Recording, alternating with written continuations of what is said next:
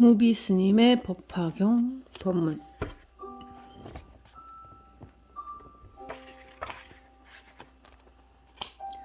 제12강. 여기저기 돌아다니다가 우연히 고향으로 향하였다. 법화경 신의 품의 시작. 무인무과의 진실. 불교에서는 우리가 육신을 가지고 살아가는 현상을 연기의 법칙으로 풉니다. 물론 궁극적 진리는 연기와 관계없습니다. 궁극적 진리는 무인무과입니다. 원인도 없고 결과도 없는 차원의 진리입니다. 우리 사람의 가슴에 궁극적 차원이 있는가 하면 눈에 보이는 현상적인 것은 모두가 연기의 원리로 형성되어 있습니다. 이것을 모든 불자들은 귀에 못이 박히도록 들어왔을 것입니다. 우주법계가 연기로 이루어져 있다고 하는 법계 연기, 진여 연기 등 불교에서는 연기라는 말을 많이 씁니다. 제가 이 자리에 있는 것도 여러분이 있기 때문이고 제가 있기 때문에 여러분이 있습니다. 부모가 있어서 자식이 있고 자식이 있어서 부모가 있습니다. 이러한 현상적인 것을 푸는 열쇠는 연기의 법칙에서 찾을 수 있습니다. 그런데 법화경은 그러한 현상적인 연기의 차원보다 더 높은 궁극적 차원에 이르는 내용을 담고 있습니다. 법화경은 부처님 최고의 말씀입니다. 부처님도 평소에는 연기의 이야기를 많이 하셨으나 부처님은 현상의 문제 해결의 차원보다 더 높은 차원을 보셨기 때문에 열반을 앞두고 그 이야기를 안 할 수가 없었던 것입니다. 그래서 최후로 제자에게 전하려 한 것이 법화경의 이치입니다. 법화경 서분을 보면 부처님이 법문하기를 꺼리자 사리불이 부처님께 3번에 걸쳐 기어이 법을 청하는 삼지삼청의 광경이 나옵니다. 그러한 과정을 거치고 나서 비로소 부처님이 입을 떼는데 5,000명이나 되는 제자들이 법회 자리를 박차고 나오는 희대의 사건도 벌어졌습니다. 부처님은 이 법화경을 통해 당신 가슴에 있던 최고 수준의 법문을 전하고자 했기 때문에 법문이 어려울 수도 있고 불교를 통해 얻고자 하는 것에 괴리감이 있을 수도 있지만 불교에 몸담고 있는 이상 부처님께서 정말 마음에 두고 있던 진실, 비밀, 그 내용을 우리가 알아야 하지 않겠습니까? 그 진실을 탐구하다 보면 어느새 나도 그 길에 접어들어 있을 것입니다. 신의 품. 법화경의 4번째 품인 신의 품을 공부할 차례입니다. 신해는 믿음과 이해입니다. 무엇이 이해이고 무엇이 믿음입니까? 경전을 통해 이것을 깔끔하게 정리할 필요가 있습니다. 신의 품에서 부처님의 4대 제자인 수보리, 마하가전현, 마하가섭, 마하목건년 성문이 자신들도 깨달음을 얻어서 믿고 이해함이 완전해졌다고 수례합니다. 이 성문들이 불교에 몸담고 법화경을 듣기까지 자신들의 신앙생활은 이러이러했다고 이야기합니다.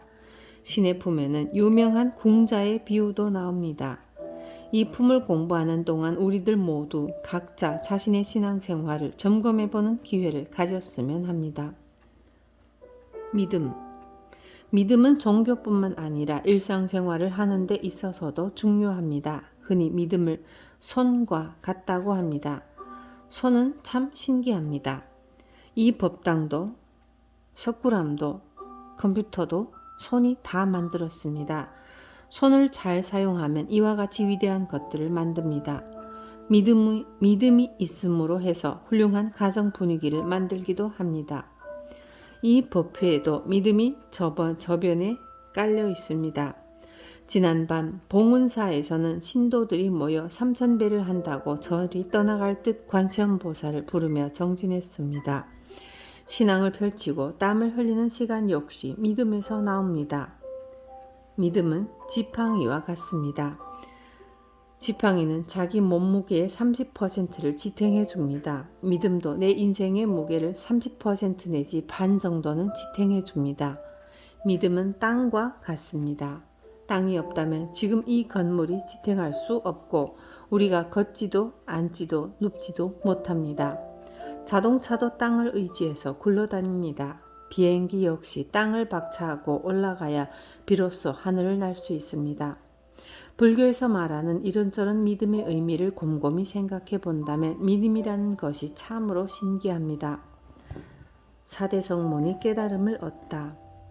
이때에 해명수보리와 마하가전연과 마하가섭과 마하목건연이 부처님께 미증유의 법을 들었습니다. 또 세존께서 사리불에게 최상의 깨달음에 대한 수기를 주시는 것을 보고 희유한 마음으로 한없이 기뻐서 자리에서 일어나 옷을 바르게 하고 오른쪽 어깨를 드러내어 진실을 보였습니다. 그리고 오른쪽 무릎을 땅에 대고 일심으로 합장하고 허리를 굽혀 공경하며 조난을 우러러 보았습니다. 신의 품은 가르침을 믿고 이해하는 내용입니다.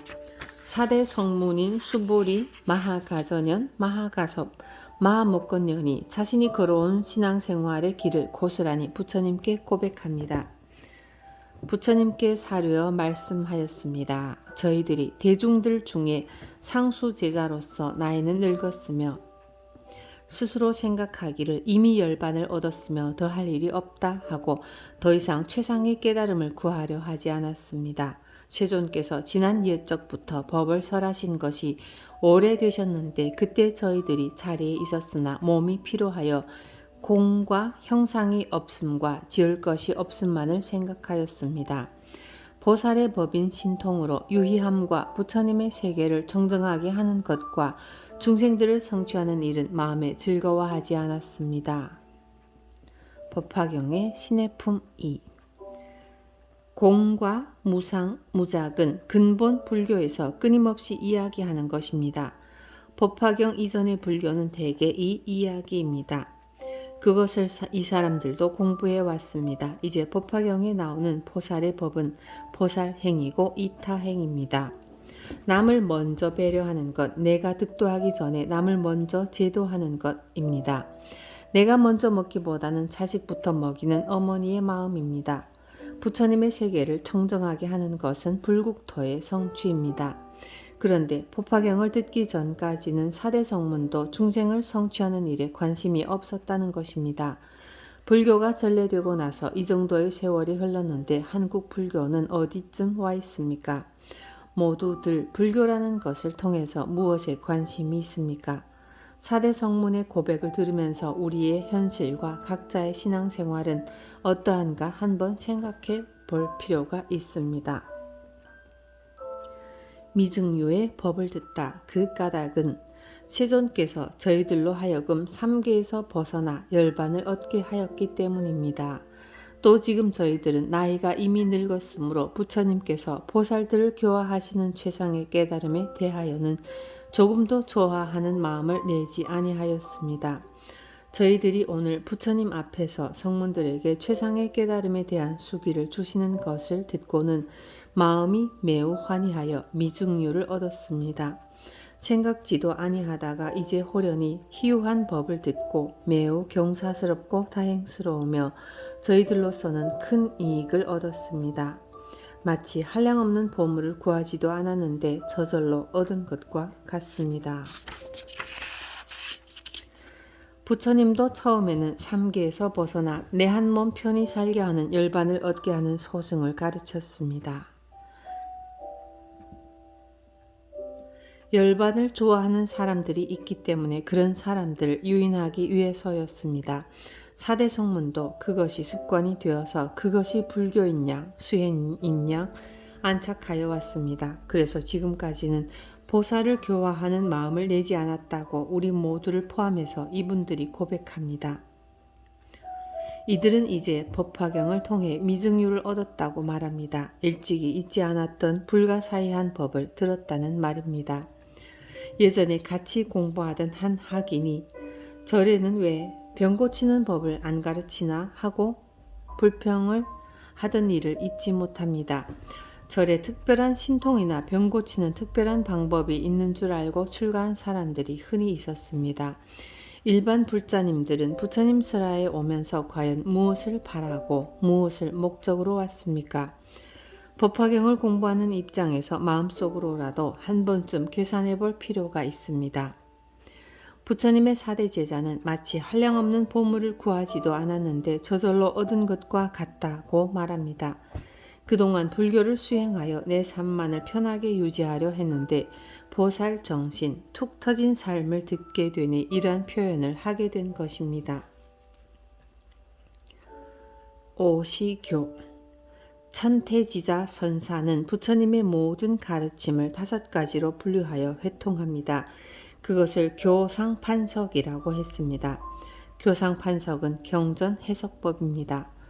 법화경을 근거로 한 천태종의 교파는 오시교입니다.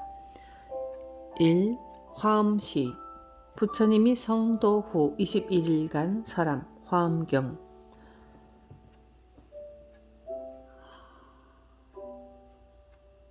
2. 녹원시 12년간 설함 아함경. 3. 방등시 8년간 설함 유마경, 사익경, 금광명경, 승만경 등의 대승경전. 4.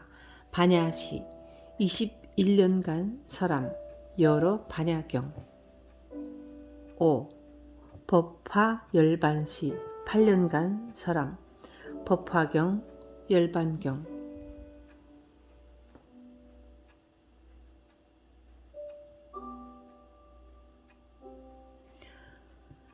아함 12방등 8 21제 담반야 종담 법화 우팔년 최초 화엄 37일 궁자 경악 화엄시 제분 정가 아함시 출입자재 방등시 영지 보물 반야시 전부 가업 법화시. 이러한 내용의 근거도 법화경의 신해품에 나옵니다. 궁자의 비유 세존이시여 저희들이 이제 비유를 들어서 이 뜻을 밝히겠습니다. 비유컨대 어떤 사람이 어린 시절에 아버지를 버리고 도망하여 집을 나가서 다른 지방에서 10년, 20년 내지 50년을 살았습니다. 나이는 이미 많아졌고 곤궁하기가 막심하여 사방으로 헤매면서 의식을 구하여 여기저기 돌아다니다가 우연히 고향으로 향하였습니다. 4대 성문이 세존에게 비유를 들어서 고백하고 있습니다.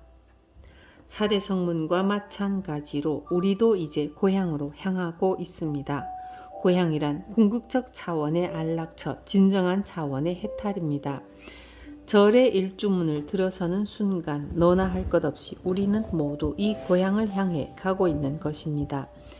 경전의 행간에 이러한 뜻이 숨어 있어서 설명하지 않으면 모릅니다. 경전이 어렵다는 것이 그런 점입니다. 지금까지 이런 궁극적 차원을 모르고 살았기 때문에 우리는 그동안 궁핍한 아들 거지와 같고 날품이나 팔고 사는 수준으로 살았습니다. 그런 사람이 불교와 만난 것을 우연히 고향에 머물렀다 라고 표현하고 있습니다.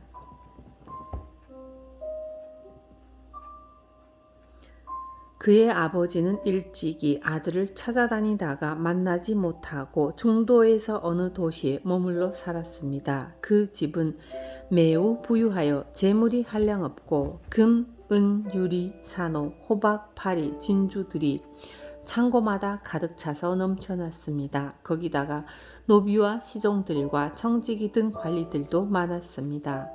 코끼리와 말과 수레, 소, 양이 무수히 많았으며 전곡이나 돈을 빌려주고 이자를 받아들이는 일이 다른 지방에까지 퍼져서 이 집에는 장사하는 이들과 거간꾼들이 들끓었습니다.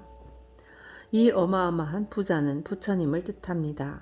부처님은 우리 마음의 무량무변 복덕을 표현하기 때문에 이런 설명이 오히려 부족합니다.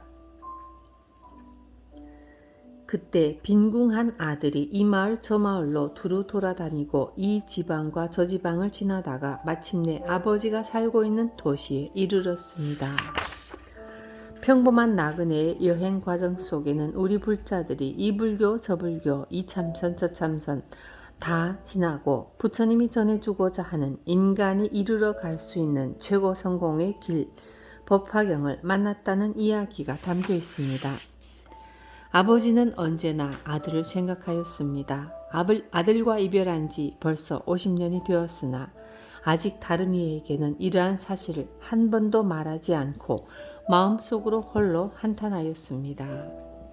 부처님이 50년이나 제자를 가르쳤으나 너희는 나의 진정한 제자가 아니다 라는 말을 못하고 마음으로만 한탄하였습니다. 너 스스로 내가 바로 부처다 라는 확신을 가질 때 너는 진정한 나의 제자다 라고 하는 의미도 포함되어 있습니다. 나이는 늙었고 재산은 많아서 금은 진보가 창고에서 넘쳐나는데 자식이 없으니 어느 때든지 죽게 되면 재산은 모두 흩어져서 전해줄 데가 없겠구나 하고 은근히 기다리며 그 아들을 매우 못 잊어 하였습니다. 온갖 보배가 넘쳐난다고 하는 것은 사람이 부처님이라는 사실입니다. 그에게 무량무변 공덕과 지혜가 있다면 우리에게 또한 무량무변 공덕과 지혜와 복덕이 있다고 하는 사실입니다. 이 사실을 일깨우지 못하면 장자의 재산을 아들에게 한 푼도 전하지 못하는 상황과 같습니다. 또 생각하기를 내가 만약 아들을 만나서 재산을 전해준다면 무한히 즐겁고 다시는 근심이 없으리라 하였습니다. 사람들에게 당신이 본래 부처님이라고 하는 사실을 일깨워 준다면 부처님이 근심이 없을 것이라는 소리입니다. 남방 불교에는 성불이라는 말이 없습니다. 한 시대 한 지구 위에서 같은 불교를 하고 있지만 불교가 이렇게 차원이 다릅니다. 부자 상봉 세존이시여, 이때에 궁한 아들은 품을 팔면서 이리저리 다니다가 우연히 아버지가 사는 집에 이르러 대문 옆에 머물렀습니다. 멀리서 그 아버지를 보니 사자좌에 앉아서 보배로 만든 궤로 발을 받들었고 많은 바라문과 찰제리와 거사들이 공경히 둘러 모시고 있었습니다. 값이 10,000,000냥이나 되는 진주와 영락으로 몸을 장엄하였고 시종과 하인들이 흰 털로 만든 불자를 들고 좌우에 시위하였습니다. 보배 휘장을 치고 꽃을 새긴 번을 들이웠으며 향수를 땅에 뿌리고 여러 가지 훌륭한 꽃을 흩어놓았습니다. 보물들을 늘어놓고 내어주고 받아들이며 이러한 여러 가지 호화로운 장식들이 있어서 위엄과 덕이 있고 훌륭하여 보였습니다. 거부장자는 부처님입니다. 곧 우리들의 내면을 그린 것입니다. 그것을 우리는 이해하지 못하고 믿지 못합니다. 신의 품은 그것을 이해하고 믿도록 하는 과정입니다. 궁한 아들이 그 아버지가 큰 세력을 가진 것을 보고는 곧 두려운 생각을 품고 여기에 온 것을 후회하며 이렇게 생각하였습니다. 저희는 아마 왕이거나 혹은 왕족일 터이니 내가 품을 팔고 삭을 받을 곳이 아니다. 다른 가난한 마을을 찾아가면 힘들여 일할 곳이 있으리라. 거기 가서 품을 팔아 의식을 구하면 쉽게 얻으리라. 만일 여기에 오래 있으면 나를 붙들어다가 강제로 일을 시킬지도 모르는 일이다. 이렇게 생각하고는 빨리 그곳을 떠났습니다.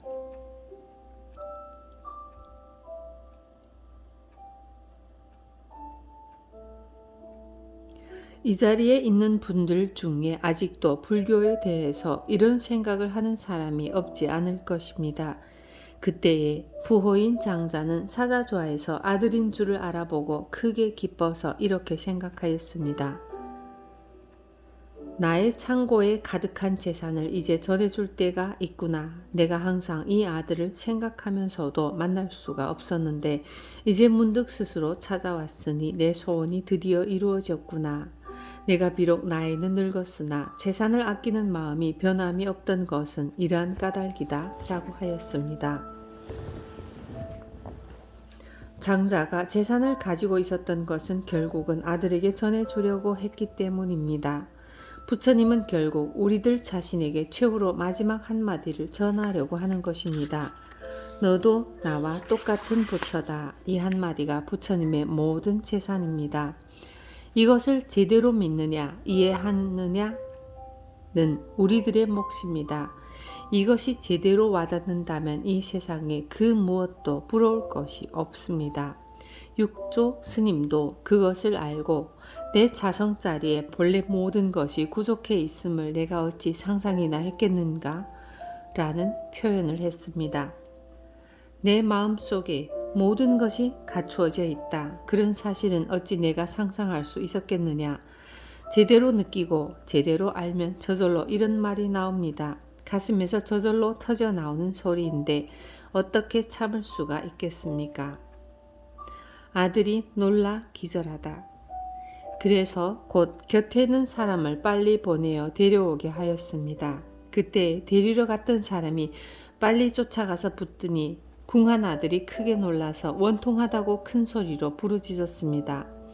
나는 아무 잘못이 없는데 왜 붙드느냐. 데리러 간 사람은 아들을 더욱 단단히 붙들고 강제로 끌고 가려고 하였습니다.